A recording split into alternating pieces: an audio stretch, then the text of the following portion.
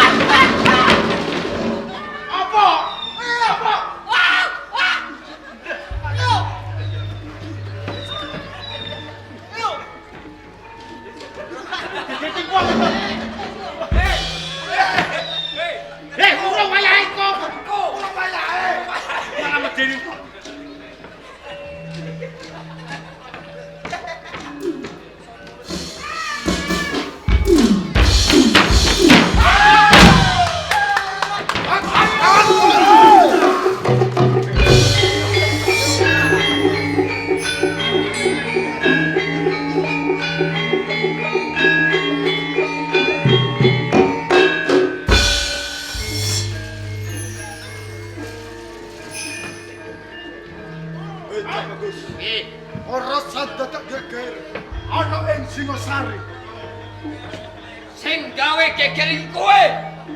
Mergo kowe lan sesembahanmu wani ku mliwer ana ing gedung pusaka Kediri. Sawangun bendera tunggal wulung ora ana ing tangan. Nggih. Bendera tunggal wulung ora ana ing tangan. Metu saka kowe. Ora metu saka kowe. Yen ngono pendek bicara. Yen aku sing nyolong bendera tunggal wulung. Kene apa kowe ngerti? Ayo ditentok kowe. Kowe apa aku sing blok.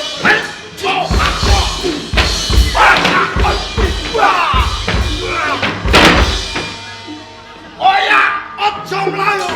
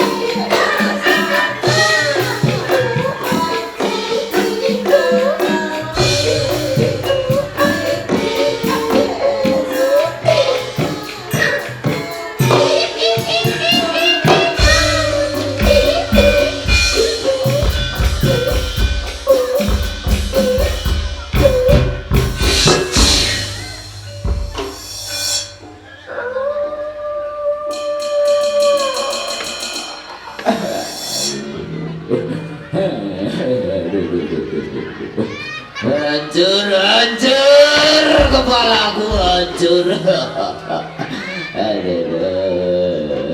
Kepalaku hancur. Ojo bos, ojo jangan kau penangkan belayu. Pamit lewat bloko, numpang lewat Pak Bu. Pamit.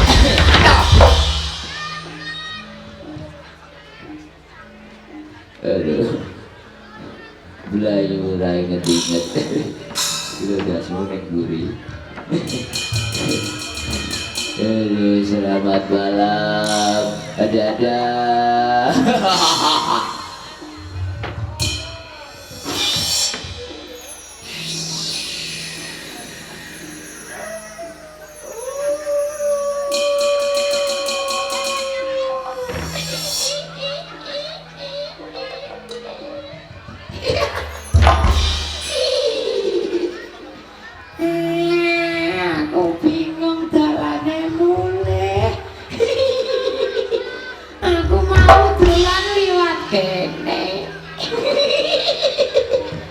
Dangane mulai ndi?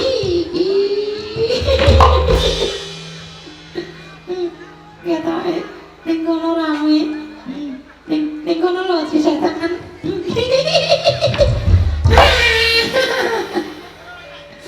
Ayo bali. Kono lho disetakan.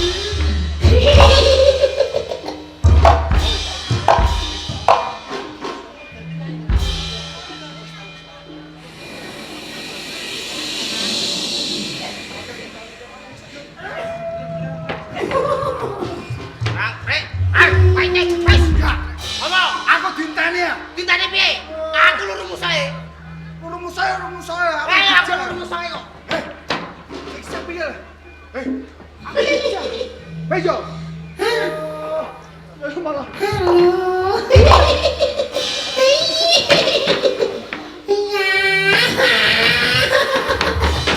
Iya kuwi kabeh.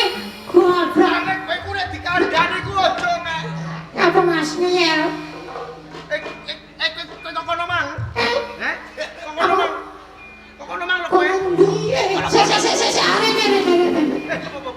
Apa kene ka?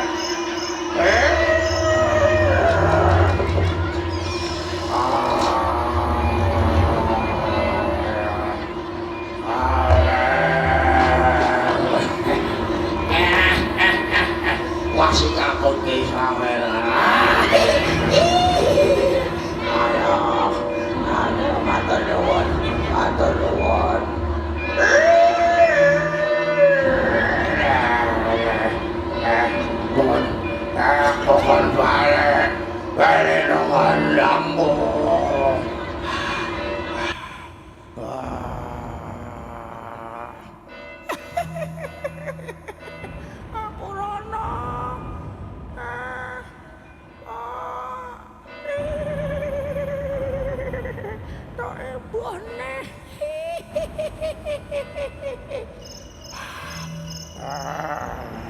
Papor, selamat tertinggal. Asik, asik. Ayo goyang kembali.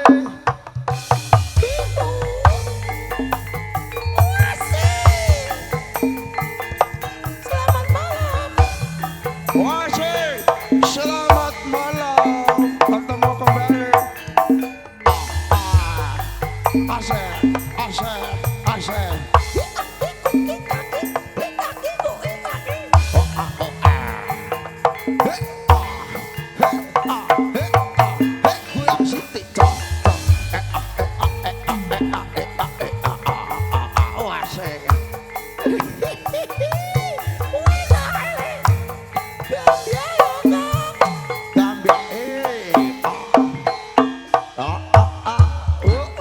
Stop.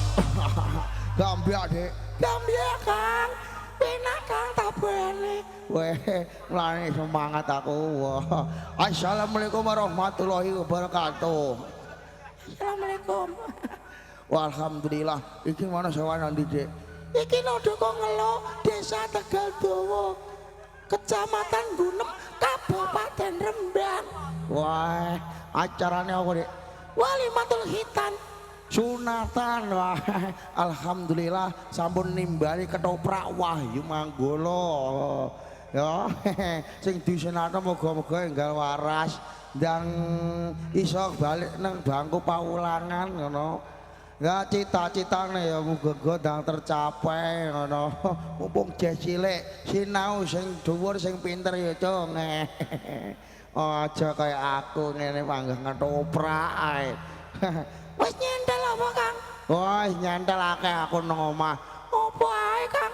Ana tanggalan, ana ompreng, ana baranding asiwur.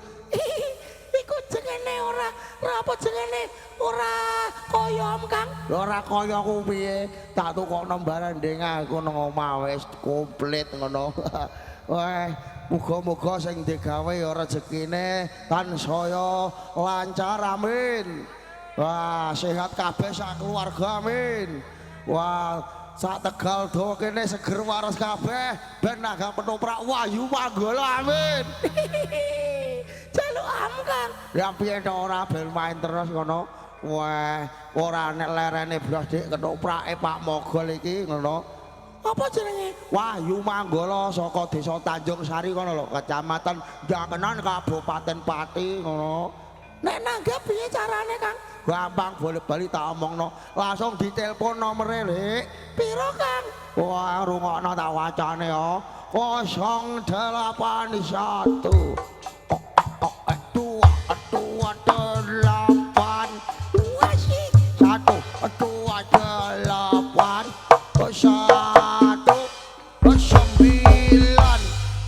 Penak Kang kendangane.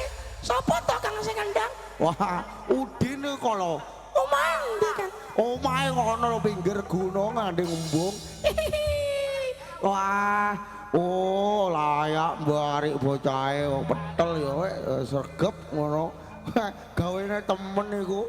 Weh, layak rubah-rabi Kang. Cangkemem ngomong kok sing apik jene. Wah, oh ngawur ngindir Joni kowe apa. Ini ayo ndang ndelok ketoprak ayo. Kok ngarep kono sing apik dijenan sik penting ayo. Ayo ayo Kang dijenan Kang. Wah, keren keren. Wih, mau dia lagi. Wih, amulete. Juga streaming RHS Production. Wih, amulete official. Tantang channel.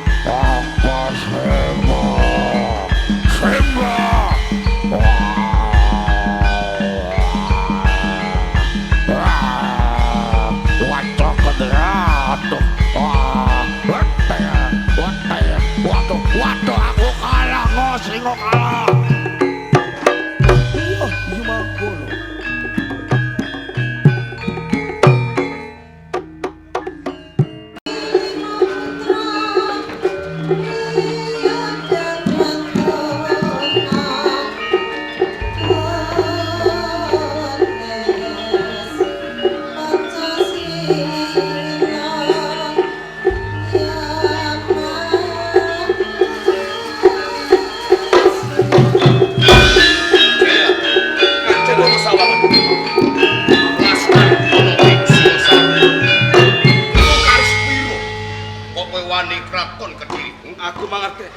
Lamun to laskar ana ing Singosari mung kari rolas cacahe. Nanging sumpah ingat, najan to aku dadi wangke ana ing Palagan, aku bakal mbudidaya ngrebut ananing Bandara Tunggul Wulung. Bapo, bapo.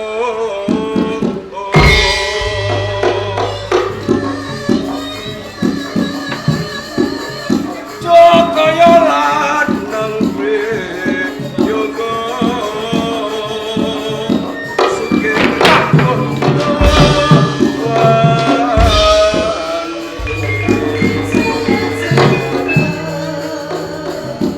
yen nyoto prawiro ayo pinggang nang maju nganggo sanjata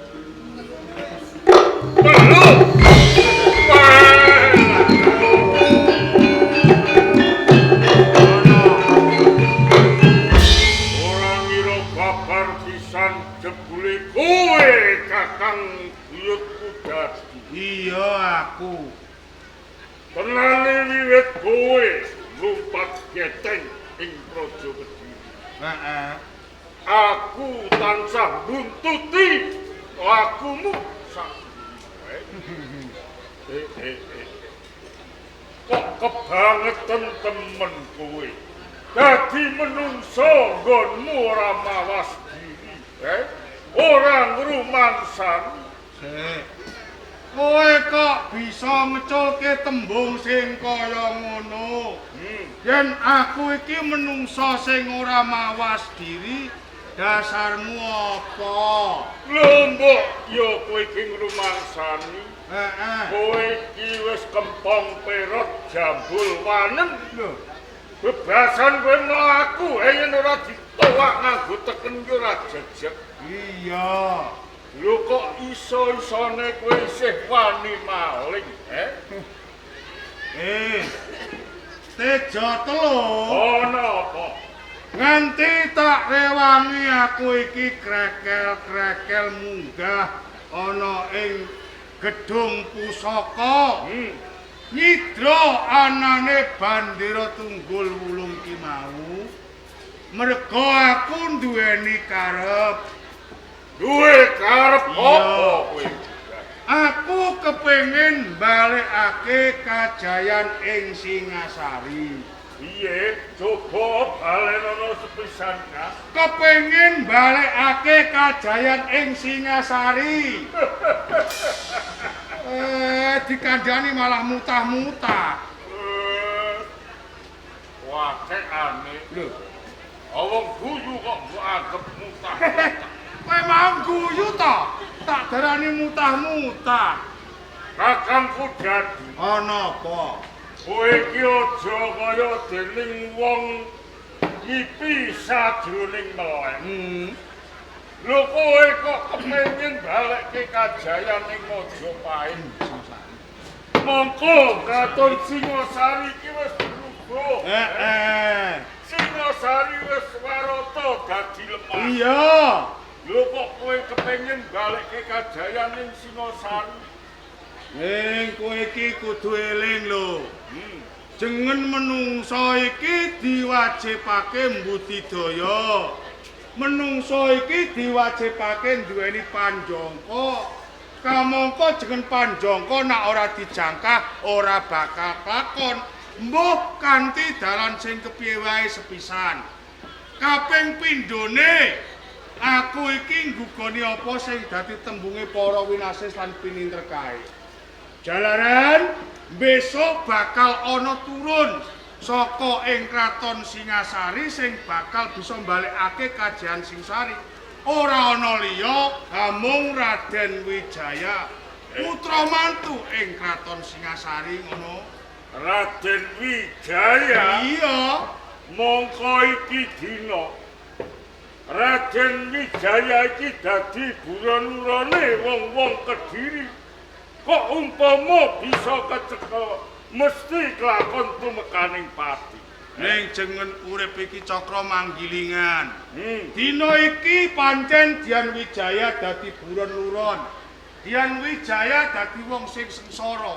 Ning sapa ngerti, Dina iki Dian Wijaya iki manggon ning ngisor, besok bisa manggon ning dhuwur lho. Mokal nganggo lamun bisa kelakon.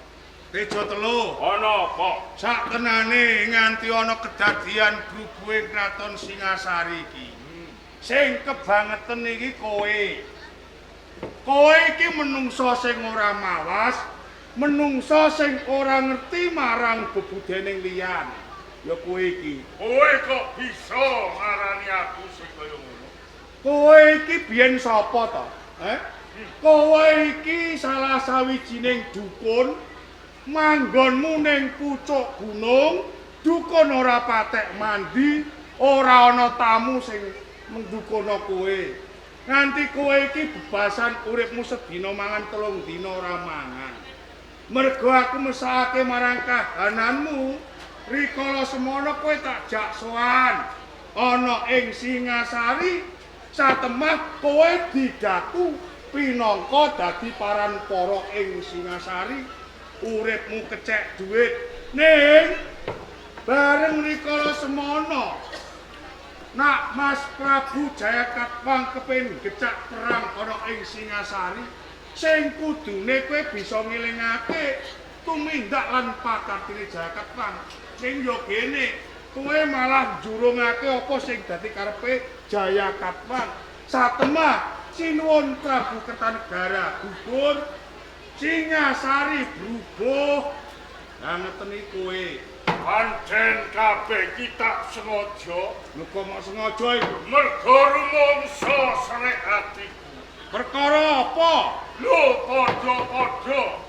Kowe karo aku iki parampara ing Singasari kok semono. Dewan dene saben kowe duweni panemu. Maturana ngersane Sang Prabu Kertanegara. Kowe dipercaya. Ning yen aku sing dalbe usul, dalbe atur, babar pisan aku ora direwes. Iki sing dadi perkara kuwi to. Kerane ati. Ngono, dadi kowe nyengkuyung apa sing dadi lekase nak Mas Prabu Jayakatwang. Pancen Yen tak pikir-pikir kowe iki menungsa kok kaya kemladeh. kok kowe ngarani aku kaya kemlageh. Kowe ngerti wit kemlageh ta ora? Ayo ngerti. Ora bisa urip lamun ta ora nempel ning wit-witan liya ya kowe iki. Ngono. Jenenge wong urip iki sing digoleki iki apa? Enak lan kepenak. Lah, ora kaya kowe. Biyen wis tak kandhani. Iya. Kakangku Gadu. Iki sedelet maneh. Ing Singasari iki mbok menawa bakal blubuk. Ayo kowe tak jak ngayom ana ing Kediri kersane nak Mas Jaya Katwang. Kowe ora gelem. Aku mah. Upeh kowe dipercaya ketengen kelawan Prabu Kertanegara. Iya. Banjur saiki coba oleh kaya apa? Sawise ing Singasari blubuk. Uripmu kedarang-darang. Sedina biajok seminggu ora mangan. Ngene lho Tejo Telu. Tinimbang aku iki urip mukti ngawibawa ning ancik-ancik rekasane liyan, aku ora sudi, ngono. Beda karo kowe. Ngerti yo. Piye?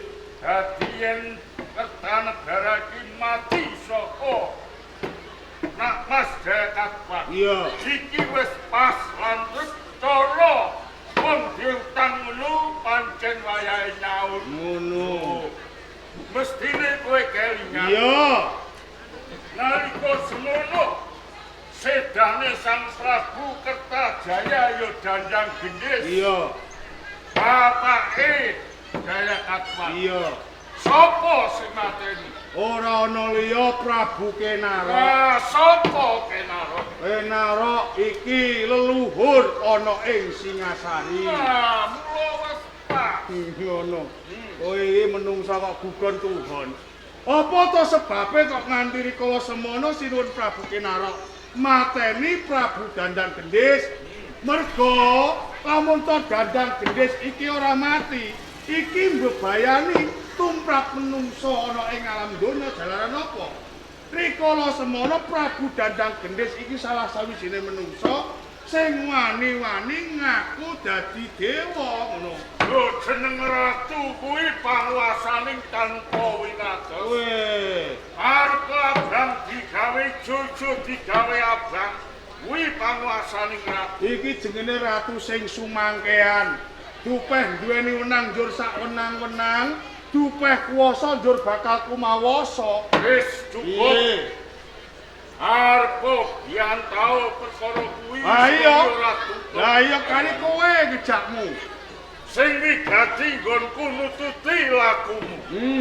Iki aku mung njaluk baline Bandara Tunggul Wulung kudu mbok balik kene. Kowe njaluk anane Bandara Tunggul Wulung. Iya, Kena. Nanging kabeh ki mau ana syarate. syarate apa? Yen wis gemblundung mangke kuning papan kene, tak wulungake. Bandara Tunggul Wulung. Lakonmu. Cah, yes. Ayo, diteter. Nanti kowe ete.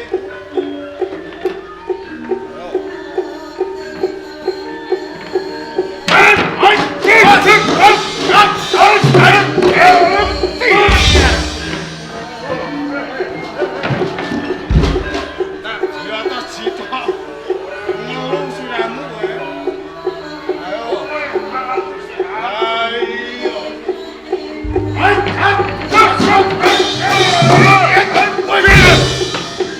Mati ngadep.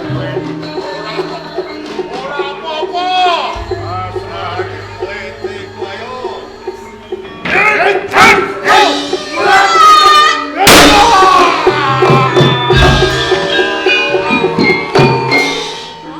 Loh, kowe latih manjani. Kula Bobo. Apa senamanya?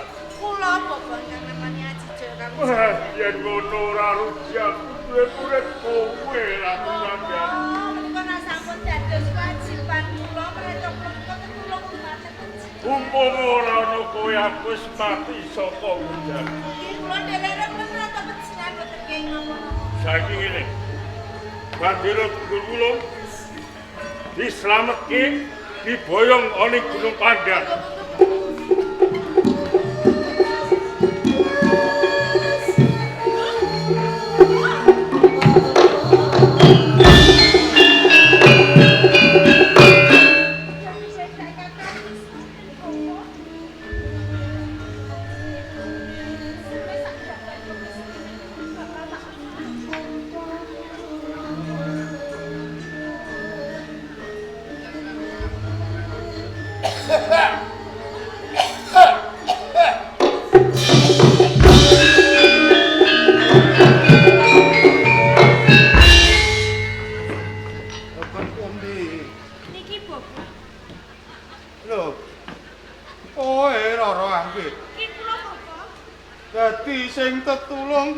aku iki mau kowe. Nggih menika leres. Nyuwun sewu nggih Bobo. Heeh. Kok ngantos panjenengan menika gemletak wonten papan mriki. Estunipun wonten kedadosan menapa nggih Bobo? Mentas wae aku iki gelut karo Tejo Teluh. Nggih. Rikala semono Tejo Teluh iki kelakon tak tingkes. Arep tak tamani Aji Jaya Kawijayan. Ning ora ngerti sangkan parane dumadi, aku dilimpe pawongan saka mburi, Nduk. Rayune kok ana kowe sing nyelametake karo aku.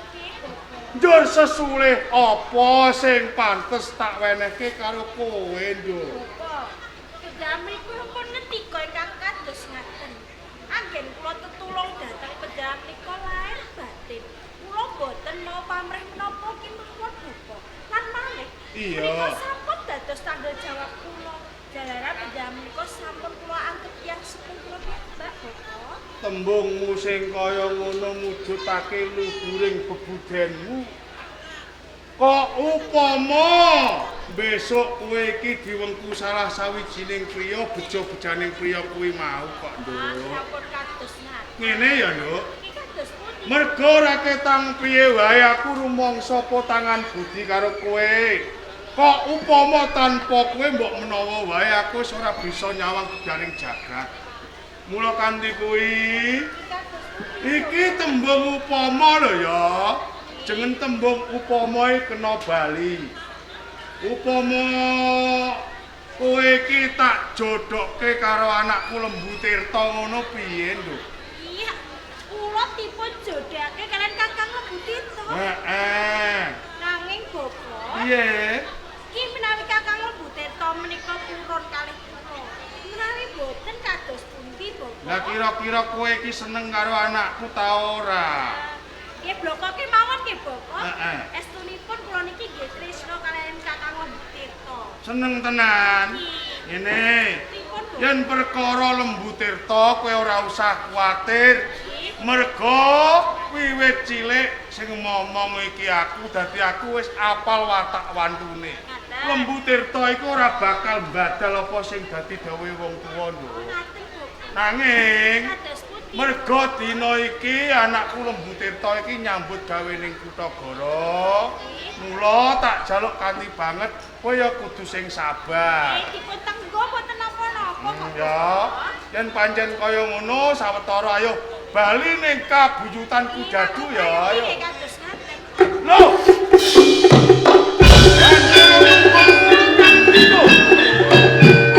Kudira tunggul kula boten wonten, Bobo. Ora ana. Yen ngono cetha. Bandera Tunggul Wulung digawa karo Tejo Teluh. Ini mbok menawa wae durung titi wancine, Dian Wijaya bisa mbalekake kajayaan ing Singasari. Nanging aku duweni kapitayan. Mbah lawas mbah enggal. Ing mengkone Raden Wijaya bakal bisa mbalekake kajayaan ing Singasari. Kula kanthi kuwi ayo bareng-bareng ndedonga nang ngersane Gusti Kang Gelar Jagat ya. Ayo kono.